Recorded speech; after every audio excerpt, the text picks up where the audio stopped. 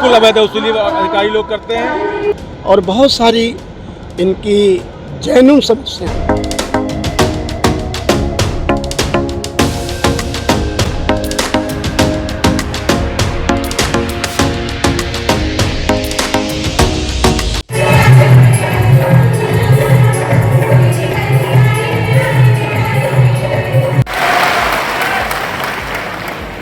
माननीय मंत्री जी, जब ये एक्ट बना था तब शायद 2-3 माननीय पेशिकाएं आते थे।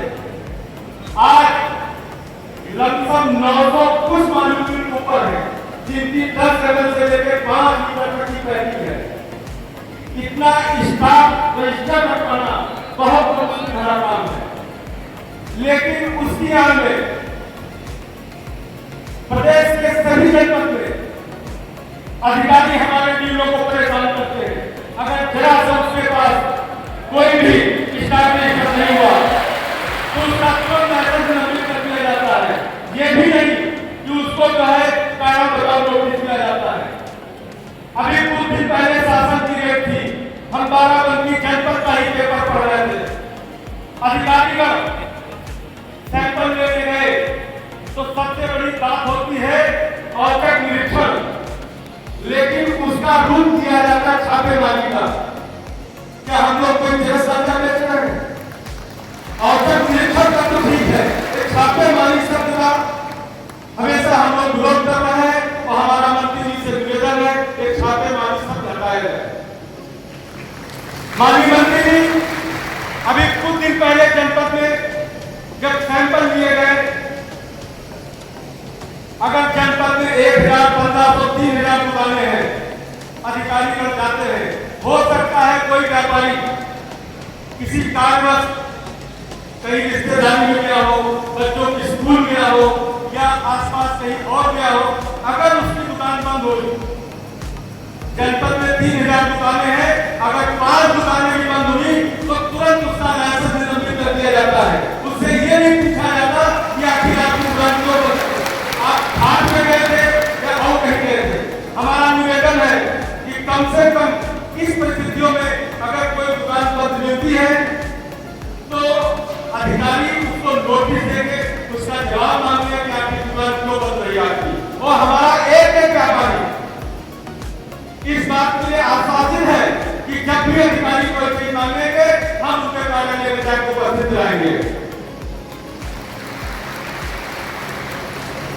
माननीय मंत्री जी, ये हमारे व्यापारियों की पीड़ा है और आप हमारे मुखिया हैं, तो हमें अपने मुखिया से हर एक बात कहनी है।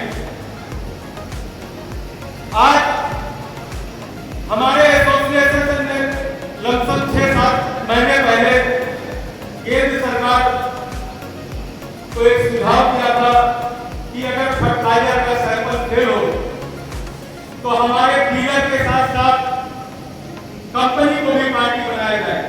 और केंद्र सरकार ने हमारे सुझाव को माना था, उसका बाकायदा एक आदेश जारी किया था कि अगर फर्टिलाइजर सैंपल फेल होता है तो डीलर के साथ साथ कंपनी को भी पार्टी बनाया जाए। लेकिन बहुत ही दुखद है कि प्रदेश में किसी भी जिले में फर्टिलाइजर की कंपनियों को पार्टी नहीं बनाया जा रहा है, केवल हमारे डीलर को पार्टी बनाया जा रहा है।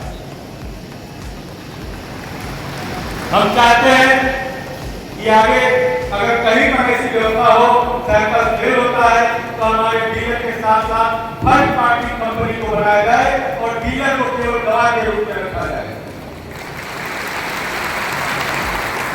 क्योंकि समस्याएं बहुत है। सबसे बड़ी समस्या माननीय मंत्री जी थोड़ा सा ध्यान आकर्षित करना चाहेंगे।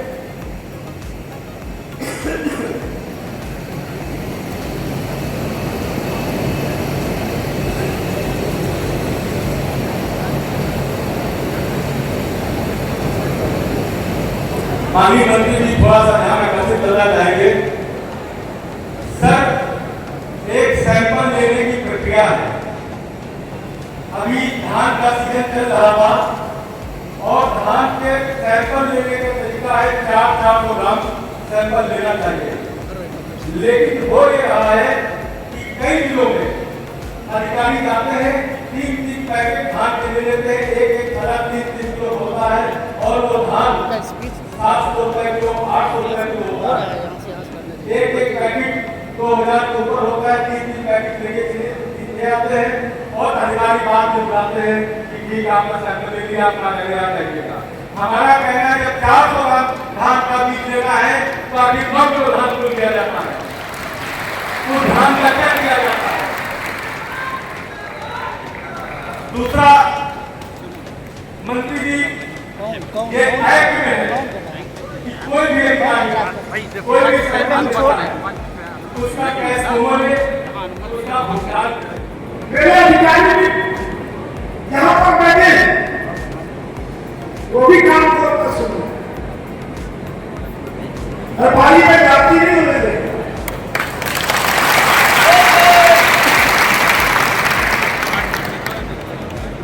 व्यापारी का किसी जगह सैंपल होता है, अगर वो सैंपल किसी खेत में जाकर फसल का नुकसान करता है और किसान आपके माध्यम से तो आपके पास करानी चाहिए और सैंपल लेने वाले सैंपल कंपनी देती है, दवाई कंपनी देती है, आपको घर पे भी बनाते हैं।